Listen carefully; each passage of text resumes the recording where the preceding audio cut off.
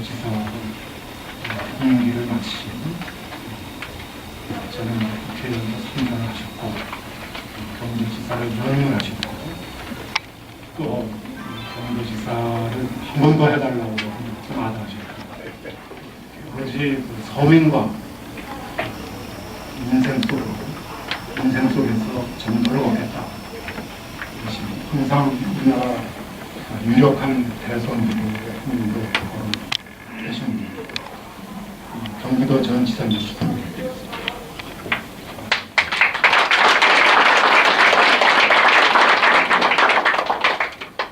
다음에는 항상 대통령하셨고 또 그 집안이 아마 우리나라에서 가장 유명한 정치 가문 정경 박사와 이태영 박사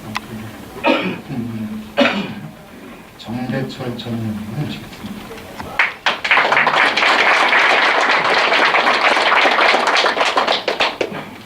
다음에는 특별한 분으로 오셨습니다. 멀리 태평양을 건너서 미국의 북한인권위원회가 있습니다. 최대의 북한 연구 및 캠페인을 하는 가장 큰 단체입니다. 국가기관은 아니지만 아주 세계적으로 북한 인권에서 가장 영향력이 큰 이번에 미국 유엔의 COI가 되는 조직입니다.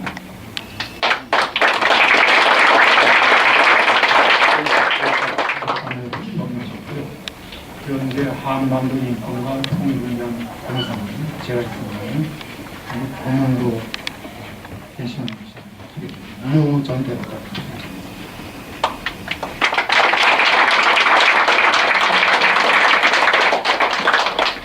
그러면 오늘 순서는 이 프로젝트에서 미국 북한 인권과 북한 인권에 대해서 어떻게 생각하는지를 공개 질문합니다.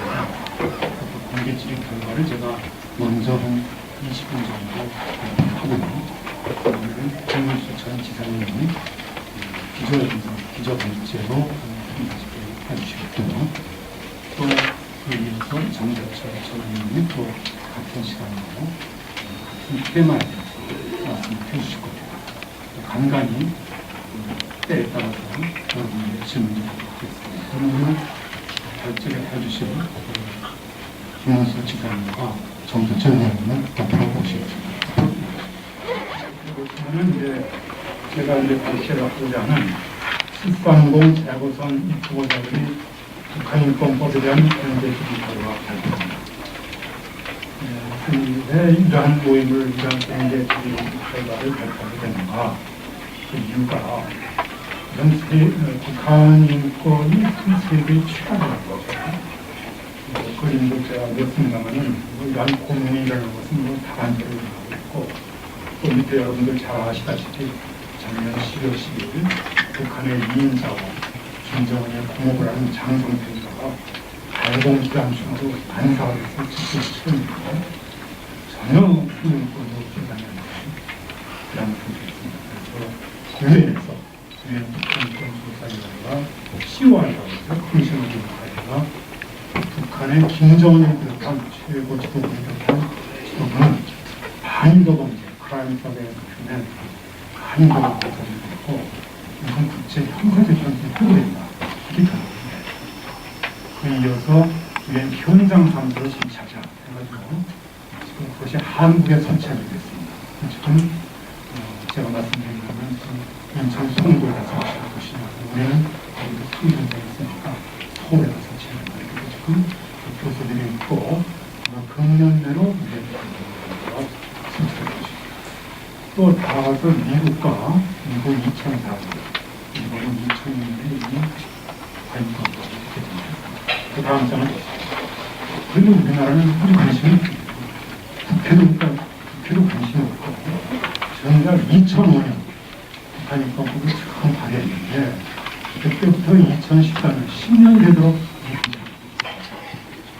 북한 주민국의 헌법 3조에도 많은 대한민국 국회의원도 우리 세월호 사태를 보고 있지 않습니까?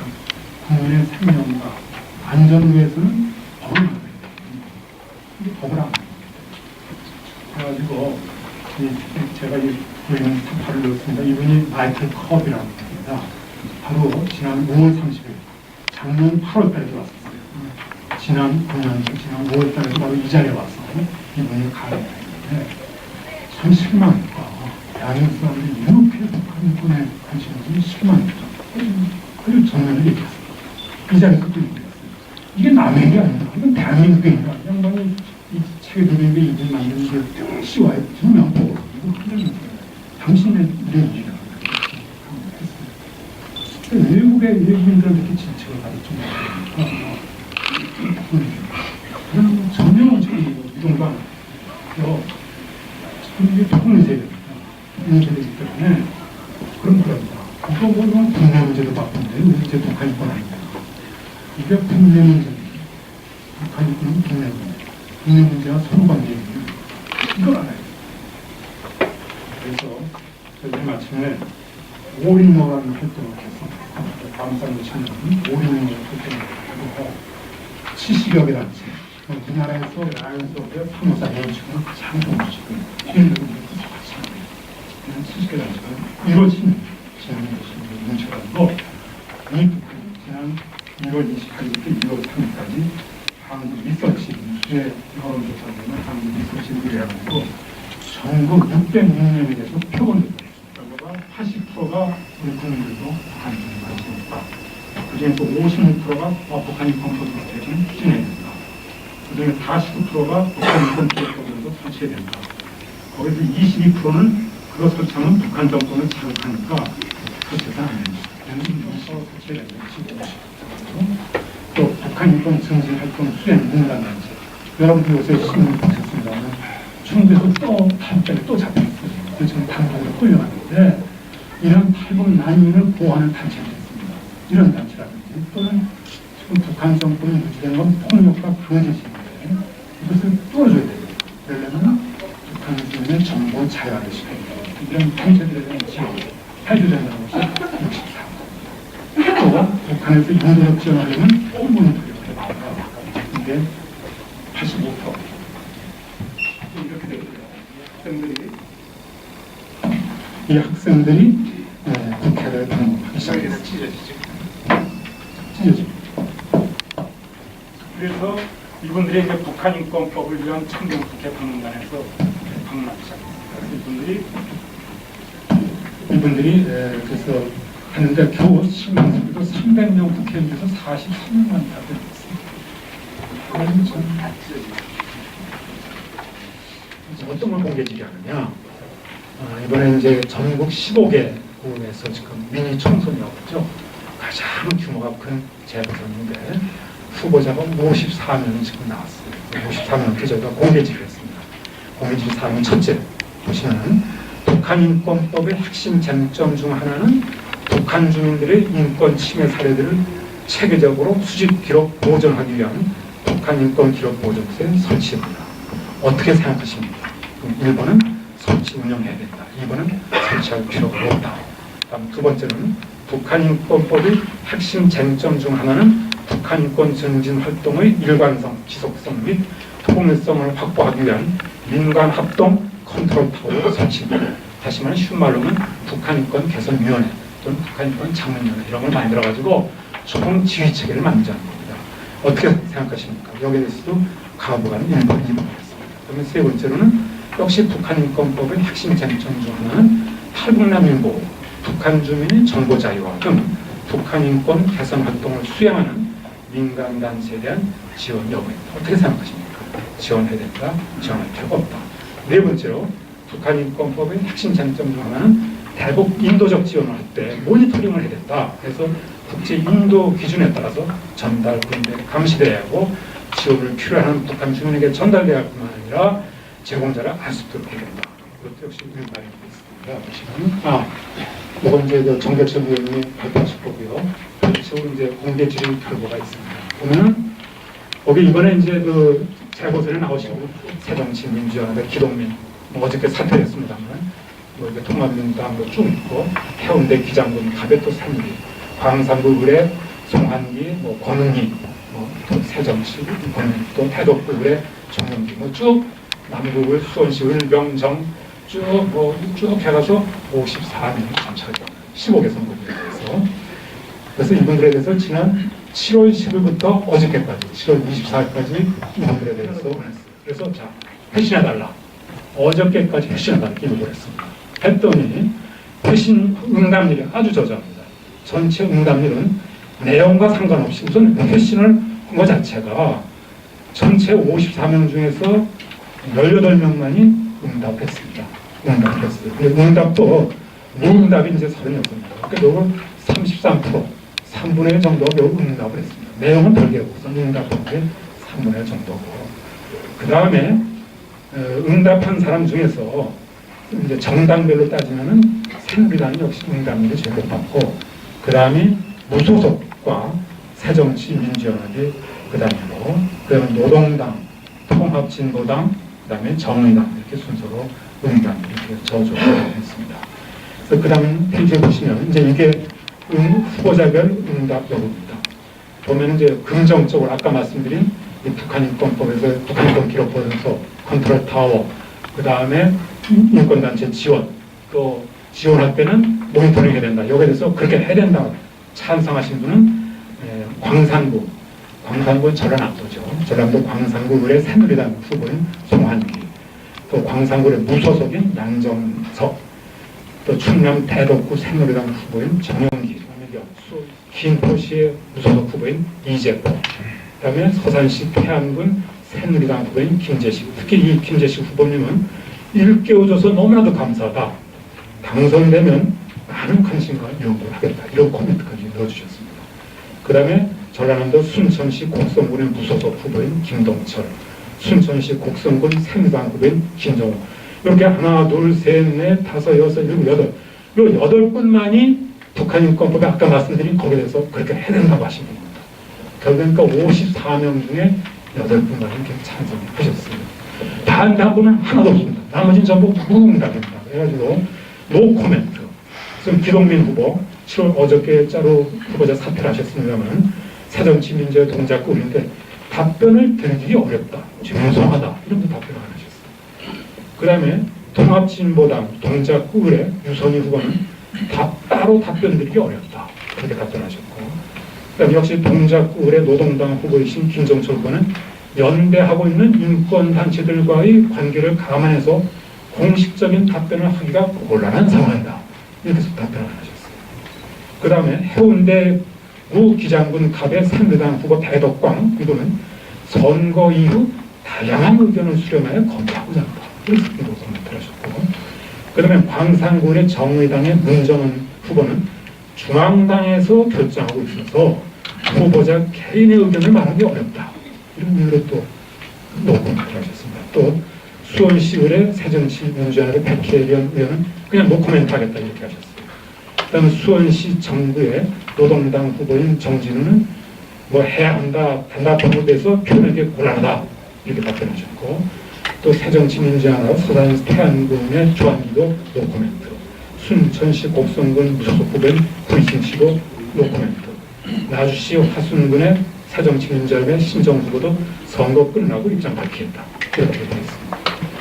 이렇게 되어 있어서 결국에는 뭐 응답별 응답 결과를 보면은 북한 인권 기록 보전서 뭐 응답률이 아주 저조죠. 찬성분 8분, 전부 나머지는 다 비슷하게 이렇게 그렇다. 정당별로는 이 새누리당이 가장 많이 5명이 하셨고 무소속이 3분이 찬성하셨습니다.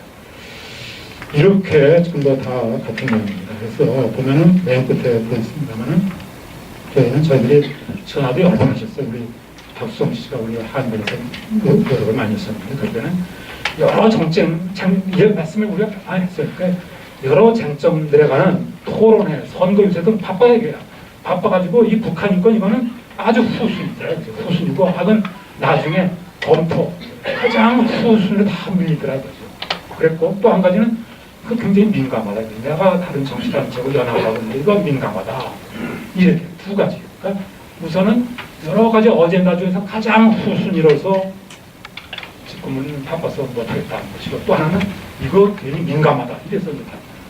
그래서 저는 저희가 3분의 1 정도만 결국 응답을 했고, 그래서 8분만 저희는 오케이를 한 이런 결과가 났습니다. 이로써 저의 730 재보선 54명 15개 선거구에 대해서 후보들에 대한 공개질의 결과 말씀을 마치도록 하겠습니다.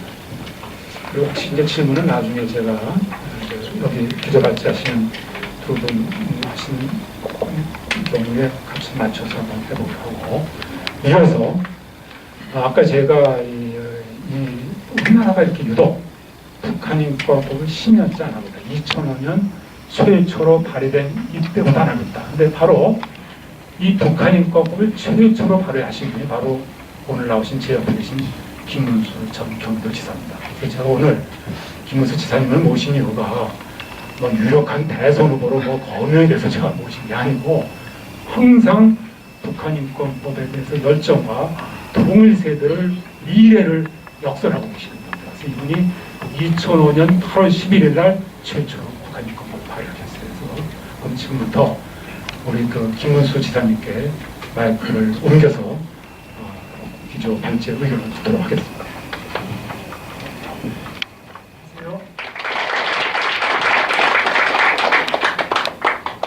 오늘은 여기 오니까 아주 희망이 많이 보입니다. 아주 새로운 분들이 많이 오셨고, 특히 우리 미국에서도 이렇게 우리 총장님, 성함을 잊어먹었네요. 우리 그레그 스칼라튜, 그리고 우리 정대철 선배님이 마침 이렇게 나와주셨는데 굉장히 특별한 의미가 있다고 생각합니다. 정대철 우리 선배님은 그 아드님이 바로 이 지역구, 서울 중구 지역구의 현역 국회의원으로 하고 계세요. 아드님 그 정호준 의원님이 직접 하고 계시기 때문에 오늘 아마 돌아가시면은 잘 말씀을 전해 주실 것을 믿습니다. 그리고 아버님이신 정일영 박사님, 아버님 국회의원 7선 하셨나요? 8선. 아버님 8선, 아드님 1선 9선에다가 우리 정 선배님이 5선이니까 14선을 이 지역에서 하고 계시는 우리나라 최대 명문이시고, 또한 어머님 이태영 박사님 여러분 아시는 가정법률 상담소 아직까지도 많이 하고 계신데 저희도 많은 그 도움을 받고 있습니다. 그래서 실제로 대한민국 인권을 이야기할 때 우리 정대철 선배님과 그 아버님 정일영 아버님 이태영 어머님 빼고 과연 이야기할 수 있겠느냐, 저는 할 수 없다고. 그만큼 대한민국 인권 향상 정말 뭐 독보적인 역할을 해주신 집안이 아니십니까? 저는 국회의원은 그리 중요하다고 생각하지 않습니다. 더 중요한 그 가치, 바로 우리 국민이 누구로부터도 침해받을 수 없는 고귀한 인권을 가지고 있다는 것. 이것을 위해서는 목숨을 바쳐서도 지켜야 합니다. 그리고 국가가 존재하는 이유는 바로 고귀한 인권을 지키기 위해서 국가가 존재하는 것이다. 공권력은 인권을 지키기 위해서 공권력이 존재하는 것이다. 공권력이 인권을 탄압하기 위해서 존재한다면 그 공권력은 바로 파도되어야 된다고 저는 생각합니다. 이 고귀한 근본 가치에 대해서 누구보다도 가장 생생하게 알고 계시는 분이 우리 정대철 선생님이고, 오늘 또 이 자리에 오신 것은 아마 굉장히 중요한 의미를 가지고 있는 거 아니냐. 그래서 박수 한번 크게 또 보내주셨으면 저는 전에도 한 번 왔습니다만은 뭐 저는 이야기하는 안은 중요하지 않고, 오늘 정대철 선배님이 이야기하시는 것과 돌아가셔서 또 그 아들 그리고 국민들을 향해서 적극적인 북한 인권법 제정운동에 동참해 주시는 것이 오늘 이 모임의 가장 큰 의미라고 저는 생각합니다. 그리고 저는 사실 우리 김태훈 변호사님 저보다 연세는 많지만 한변 이렇게 우리 한반도 통일과 인권을 위한 변호사들이 전부에 말하니까 100명 이상 모이셨더라고요. 이거 뭐 옛날에는 변호사 한 명도 없었는데 지금 제가 처음 발의할 때는 변호사님이 한 명도 없었어요. 근데 지금 100명 이상이 모이셨대요. 우리 아까도 보니까 이제 젊은 우리 분들도 여기 와가 계시고 뭐 각계각층에서 이 북한 인권에 대해서 이렇게 많이 관심을 가지고 발전하고 있는 데 대해서 저는 매우 자랑스럽게 생각하고 있습니다. 그리고 국제적으로도 지금 유엔 인권위원회에서 하는 결의안이 이미 원래 11년 연속 결의안을 채택하고 또 유엔 총회에서도 9년째 매년 채택을 했습니다. 이것도 뭐 대단한 일인데 올해는 특히 또 아까 말씀처럼 서울에 우리 대한민국의 유엔 북한인권위원회 현장 사무소를 설치하도록 했다. 이거 뭐 굉장히 큰 의미가 있다고 생각합니다. 기구가 우리 대한민국 서울에 생겼다. 이 자체는 그야말로 우리 인권 역사에서 큰 전환점이 될 것으로 저는 기대하고 매우 환영을 합니다.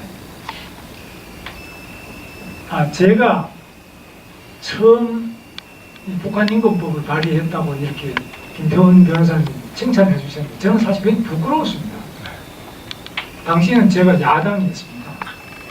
그때는 신한국당 한미 우리 국회의원들 협의회가 있어서 미국 의회를 방문했는데 거기에서 이 북한인권법에 대한 이야기가 나왔습니다. 저는 북한인권법이라면 당연히 대한민국 국회에서 먼저 통과시켜야 되는데 미국 의회가 먼저 통과를 시켰더라고요. 그래서 저는 깜짝 놀랐어요. 어떻게 미국이 어떻게 이 북한인권법을 이제 하원은 그렇게 통과되고 뭐 상원에서 잘 안 되고 여러 가지 복잡한 그런 과정이 있었어요.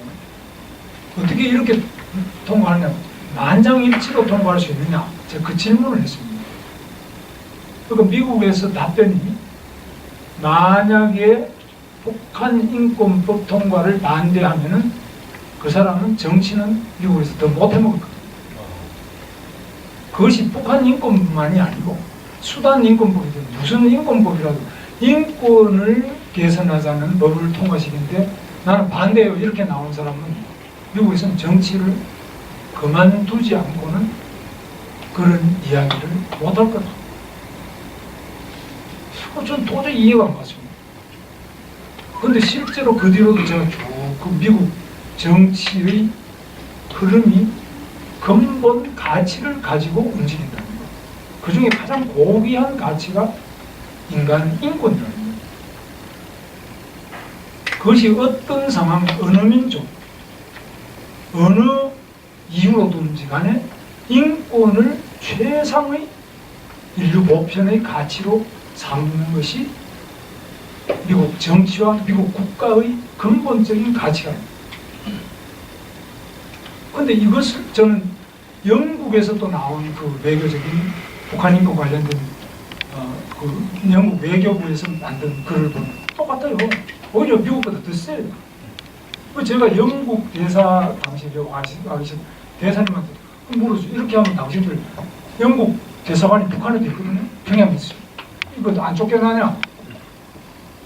쫓겨나면 어떻게 하려고 이런 과감한 글을 썼느냐고. 그러니까 이런 마땅한 이야기를 해서 쫓겨나야지 그걸 어떻게 하냐 이렇게 딱 답을 하더라고요. 그래서 실제로 제가 정말 그렇게 국가의 존재와 정치의 존재의는 인간의 인권을 지키기 위해서 존재하는 거다. 이 일본이 그것이 전쟁 시에든 평화 시에든 국경을 넘든 인종이 같든 다르든 이 가장 근본에 대해서 우리 정치가 왜 이렇게 말이 많은가. 거기에 대해서 제가 그 뒤로 굉장히 미안하게 생각하면서 이 법안을 발의를 했는데요. 그래서 제가 법안 발의한 거는 북한 인권법하고 북한 이탈 주민의 보호 및 지원법, 폭군포로 대우 등에 관한 법률, 납북 피해자 지원에 관한 법률, 남북 기상가족 생사 확인 및 교류 촉진에 관한 법, 이렇게 5개 법안을 제가 내서 이게 이제 북한 인권법 5개 종류의 법안인데 그 중에 뭐 일부 수정이 돼서 통과된 것도 있고 폐기된 것도 있는데 이 북한 인권법은 기본법이라고 봐야 되겠죠. 이것은 아직까지 통과가 안 됩니다. 그래서 이게 벌써 지금 제가 2005년에 발의를 했으니까 9년이 됐는데 아직까지 안 하고 있어요. 그래서 저는 이런 점에서 이제 다시 한번 생각해 보면 우리나라 헌법 2조, 제가 오늘도 헌법을 가져왔대요. 제가 공무원을 하면서 우리 공무원들한테 이 헌법 정신이 없다는 것을 많이 느껴요. 그래서 이 경기도 밑에 경기도 마크 붙었지만 제가 경기도의 산에 우리 도청 발간실에서 헌법책을 찍었어요. 찍어 공무원들 무조건 하나씩 주고 계속 이거 무제한 찍어서 도민들한테 오는 사람 다 주라고. 헌법을 안 읽어봐요, 사람들이. 이 헌법에 참 좋은 말이 많아요. 근데 헌법을 대체로 거의 대부분 국민들이 헌법을 잘 몰라요. 옛날에 배웠지 않냐? 배웠는데 다 잊어먹었어요. 그래서 이 헌법 정신이 공무원들 머릿속에 살아있어야 되고 국민들 모두 다가 이 헌법 정신에 터치를 해야 되는데 사실 아니더라고요. 여기 읽어보면은 헌법 북한 자체가 2조, 3조 이렇게 쭉 읽어보면 4조 읽어보면은 기본적으로 북한 주민은 대한민국 국민입니다. 북한 주민이 뭐 고문을 당하든지 말든지 그건 우리 모르겠다 이렇게 말할 수가 없어요. 우리 국가가 예를 들면 저 아프리카 수단에 인권 침해가 일어난다 우리 몰라요. 수단 일을 왜 우리 보고 말합니까? 이렇게 말할 수 없어요. 지금 국제사회에서 대한민국 정부 절대 그렇게 말 못합니다. 하물며 헌법에 보면은 이 대한민국의 영토는 한반도와 그 부속도 써요. 북한이 대한민국 영토 있고 대한민국 국민의 일부가 바로 북한에 사는 우리 동포들. 이 헌법 책에 그렇게 되어 있습니다. 그리고 그 헌법이 2조, 3조 전부 쭉 가면서 그 내용이 쫙 나와 있어요. 그 헌법 전체의 맥락이 그렇게 되어 있기 때문에 헌법을 지키려면은 북한 인권을 우리 인권과 똑같이 적어도 발언하고 생각하고 노력해야만 돼요. 그러나 이게 이제 북한의 김정은 정권이 있기 때문에 우리 국가처럼 그렇게 주권이 미치지 못하는 점이 있기 때문에 그렇게는 못하더라도 그러나 기본 정신은 그렇게 해야 됩니다. 그래서 제가 처음에 그 이 인권법을 낼 때만 하더라도 그 당시 정부에서는 유엔에서 북한 인권법 결의하는데 거기도 퇴장을 했거든요. 찬성표를 던지지를 못해요. 그거 만약에 찍어주다가는 찬성하다가는 유엔의 회원국이면서도 회의할 때 마지막 표결할 때는 빠져버려요. 잘못하면 남북관계가 나빠질까 싶어서. 이게 뭐냐 이게. 그럼 무슨 나라를 세우려고 하느냐? 무슨 통일을 하려고 하느냐? 무슨 평화를 지키려고 하느냐? 무엇 때문에 정치를 하고 무엇 때문에 국가를 위해서 우리가 몸을 바치려고 하느냐? 그 근본 가치가 뭐냐? 이런 점에서 저는 생각을 할 때마다 정말 나라를 이렇게 가져가서는 안 된다. 그래서 국회의원들한테 이야기를 많이 했어요. 우리가 세계 보편적인 인간의 권리, 인권에 관한 기본적인 그 가치를 인정하지 않고 대한민국이 과연 국제사회에서 선진국이 될 수 있을까? GNP가 높아지고 경제가 성장하고 핸드폰 잘 만들면, 자동차 잘 만들면 그게 선진국이냐? 인간을 인간답게 살 수 있도록 하는 그 기본 가치를 위해서 자기 목숨을 바치고 국가가 어떤 희생을 치러도 반드시 하겠다는 이 고귀한 가치를 소홀히 하고 기술이 발전하고 물건 잘 만들고 수출해서 돈 잘 벌고 뭐 잘 먹고 잘 살면 그게 선진국이냐? 아니더라고요. 제가 선진국이라고 하는 나라마다 다 물어봤습니다. 그게 아니더라고요. 아무리 돈을 벌더라도 해서 안 될 일이 꼭 해야만 될 일을 전쟁을 불사하고 해야 될 일을 해야 돼요. 그것이 선진국입니다. 그래서 저는 우리나라가 선진국이 되고 통일을 하기 위해서는 국가로서 양보할 수 없는 근본적인 가치, 그것이 가장 중요하다고 보는데, 그런 면에서 저는 특히 여기 우리 정대철 선배 마찬가지지만 민주화운동에 저는 고문을 많이 당해봤습니다. 저는 고문기관에는 안 가본 데가 없습니다. 고문이라는 종류는 저는 안 당해본 고문이 없습니다. 정기고문, 뭐 고춧가루 물고문, 구타당하는 것부터 해서 모든 고문을 다 당해봤어요. 여러 차례 제가 다 당했어요. 감옥 안에 들어가서도 저는 계속 고문을 당해봤어요. 감옥 안에서도 저는 옳지 않은 것은 승복하지 않기 때문에 감옥 안에서도 정말 뭐 말 못할 고문을 많이 당했습니다. 그런데 제가 당했던 고문의 10배, 100배, 자기 고모부터 그렇게 죽이는데 북한 주민 누가 과연 기본 인권이 보장이 되겠습니까? 저는 제가 고문을 당하면서 감옥 안에서 먹방에 갇혀가지고 포승줄에 묶여가지고 햇빛도 없고 전기불도 없고 먹을 것도 안 주고 대소변도 못 보게 하는 그런 상태에서 면회도 안 되고 운동도 아무것도 안 되는 상태에서 상당히 오래 살아갔습니다. 그럴 때 저한테 교도관이 턱 한마디 흘리더라고요. 야, 김문수, 어제 너 마누라 왔다 가서 면회는 금지되어 있으면 나는 면회는 안 시켜주지만 너 마누라가 어제 왔다 갔다는 하루 지난 이야기를 그 교도관이 한마디 딱 해주는데 저는 살아야 되겠다.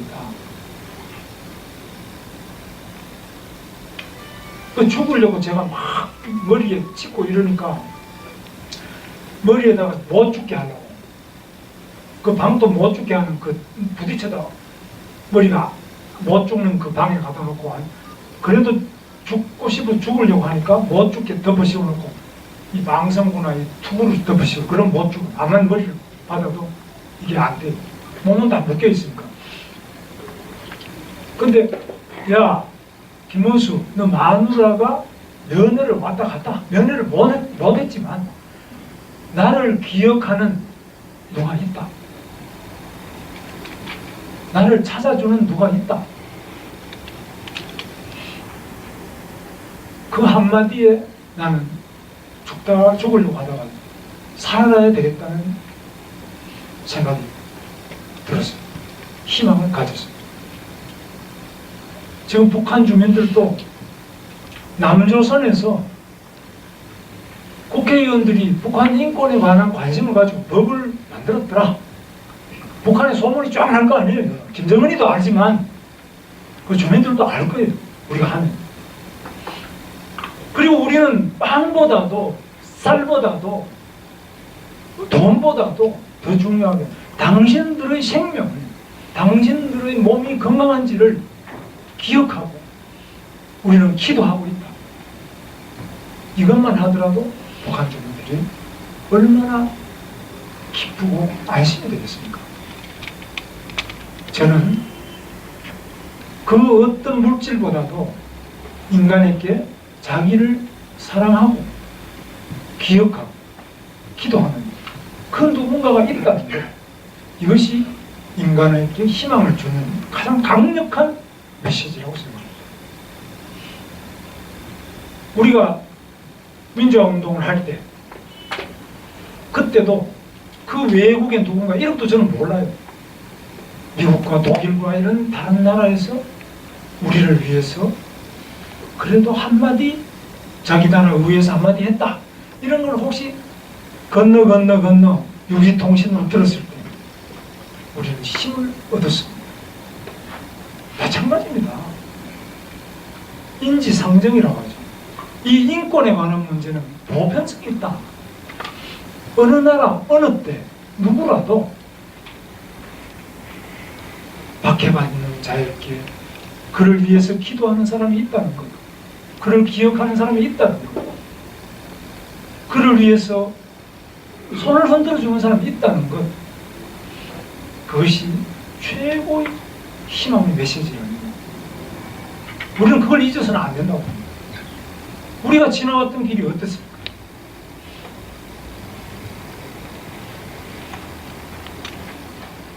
아름답게 산다면 우리가 박수치고 그걸 환영해야 될 거 아닙니까? 난 통일이가 아니다보다 더 중요한 것이 북한 주민들이 인간답게 잘 살 수 있다면 통일이 된다 안 된다 그거 중요하지 않다고. 그리고 그 아프리카 어느 수단이든 어느 나라에서든 간에 그 사람들이 거기서 잘 살면 참 우리가 기뻐해야 될 일이거든요. 다른 무엇보다도 그 주민이 정말 인간답게 살 수 있도록 하는데 우리가 국제적인 인류적인 노력을 기울여야 돼요. 그것이 대한민국의 헌법 정신입니다. 우리나라 건국의 정신입니다. 또 우리나라 민주화의 정신 아닙니다. 그런데 앞으로도 저는 그렇게 생각합니다. 우리 대한민국 가지고 있는 리더십은 글로벌 리더십이 여러 가지 나오겠습니다. 뭐 식민지로부터 이렇게 발전했습니까? 또는 너무나 가난한 데서 이렇게 다이어트하는 데까지 왔습니다. 아무도 못 만들던 것이 세계에서 바로 우리는 인간을 중시하는 인권국가, 민주국가가 되야 됩니다. 민주적 리더십이 핵심적인 대한민국 리더십의 내용이라고 생각합니다. 우리가 북한에 대해서, 중국에 대해서, 러시아에 대해서, 아시아 여러 나라에 대해서 우리 글로벌 리더십을 형성해 나가는 게 첫 번째가 바로 이 민주적 리더십, 인권의 리더십이 핵심입니다. 그래서 우리 대한민국은 물건도 잘 만들고 경제도 발전하고 잘 먹고 잘 살지만 다른 나라가 다른 동포가 죽든지 살지 그건 관심 없다. 아 이래가지고 이게 국제사회에서 이거 나라로 인정받겠습니까 이거? 우리가 더 잘 살면 더 잘 살수록 우리가 그런 나만 경제 발전하면 된다. 나만 기술 발전하면 된다. 나 잘 먹고 잘 살면 되지. 왜 옆에 자꾸 딴 나라 이야기 간섭해서 자칫하면 전쟁이 일어나면 어떻게 하냐. 뭐 이런 얌체 같은 생각을 가지고 과연 국제적 리더십이 생길까요? 저는 안 된다고 봅니다. 그래서 정말 정의를 위해서, 인권을 위해서, 민주주의를 위해서 우리가 그 어떤 희생이라도 감내할 수 있는 그런 보편적이고 이타적인 헌신성이 있어야 선진국이라고 하는 것이죠. 그 정신이 썩었는데 어떻게 선진국이 될 수 있습니까? 그 국민이 고귀한 정신을 가지고 누가 보더라도 가슴 쓰느라고 정말 존경할 수밖에 없는 그러한 국회의원이 있어야 대한민국이 선진국이 되지. 국회의원이라는 사람들이 자기 나라 동포들이 헌법에 나와 있는 그 자기 국민들의 인권에 대해서도 법을 안 만들고 여러 가지 이유를 붙이면서 안 하는 이런 나라의 국회의원을 가지고 이 나라를 어떻게 선진국으로 만들 수 있겠습니까? 그래서 저는 너무나 근본적인 이 문제가 안 되는 것 같아서 정말 국회의원한테 좀 너무 부끄러웠어요. 미국 의회에다가 더구나 우리 돌아온 다음에 그때 여당 측에서 편지를 보냈습니다. 만약 미국에서 북한 인권법을 통과시키면 우리 한반도에 혹시 전쟁이 일어날지도 모르고 그러니까 우리는 대한민국 국회는 반대다. 통과시키지 말아달라. 또 기다려달라. 이렇게 했어요. 그리고 미국에서 난리가 났습니다. 미국 의회에서. 이게 무슨 소리나. 그 저한테 묻더라고요. 그래서 제가 얼른 그거 뭐 나는 전국 생각에 우리는 통과시켜야 돼. 대한민국 국회는 빨리 통과시키길 원하면서 거기에 통과 반대 서명한 국회의원 숫자만큼 내가 서명을 받아가 다시 보냈어요. 그래서 통과했어요. 그래서 저는 그것도 참 제가 잘한 일이라고 생각했습니다. 그런데 그러면서 이 법안을 발의를 했는데 아직도 통과되고 있지 않는 우리의 현실에 대해서 참 저도 정치하는 사람도 너무 부끄러워서 이는 뭘 했느냐. 나중에 북한 동포들이 묻습니다. 저보고 통일된 물어 너 뭐했냐. 난 법안을 내놨습니다. 그래서 정말 할 말이 없습니다. 지금 정말 우리 국회가 기본적 양심을 따라서 국제적 이목을 생각하면서 우리가 앞으로 만날 북한 동포들 위해서 우리가 이렇게 기도했노라. 우리는 이렇게 노력했노라. 그리고 이렇게 당신들 걱정했노라. 답할 수 있는 교육을 해야 된다고 생각합니다. 저는 그런 면에서는 많은 입법 기술상들 우리 정대철 선배님 여기 말씀하실 내용 제가 읽어보니까 좋은 말씀 많이 하셨는데 저는 우리 정대철 선배님께서 민주당이 딴 거는 몰라도 민주당이라면 당명을 바꾸어서 뭐 다른 당을 평화당이나 딴 걸 바꾸면 저는 말씀드립니다. 민주당이라는 당명을 가진 당은 적어도 기본 인권을 그리고 세계적인 보편적 기본 인권을 가장 중시한 정의보다 우리 이거 앞서 있었어요. 민주주의 면에서 우리가 앞서 있었어요. 그것이 국내든 외국이든 북한이든 우리 앞서서 한 발 앞서 나가 이렇게 할 때 민주당은 정말 존경받는 그리고 집권할 수 있는 정당이 아니면 또 우리 새누리당도 문제는 마찬가지인데 아니 우리 황원효 대표가 당 대표로 할 때 이 법도 통과 본인도 이 법을 발의했어. 북한인권법을 여러 번 발의했어요. 황원효 대표 다수당을 만들어 줬는데 이것도 통과 못 시키면 전당 못 갈 거라고 그저께 다시 해야지. 당신 천당 못 간다.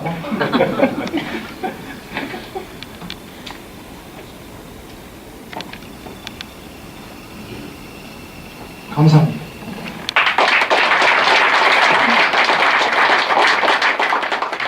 인권가치다. 우리 헌법 10조에 되어 있죠. 모든 국민은 인간으로서의 저항과 가치를 가지고 있다.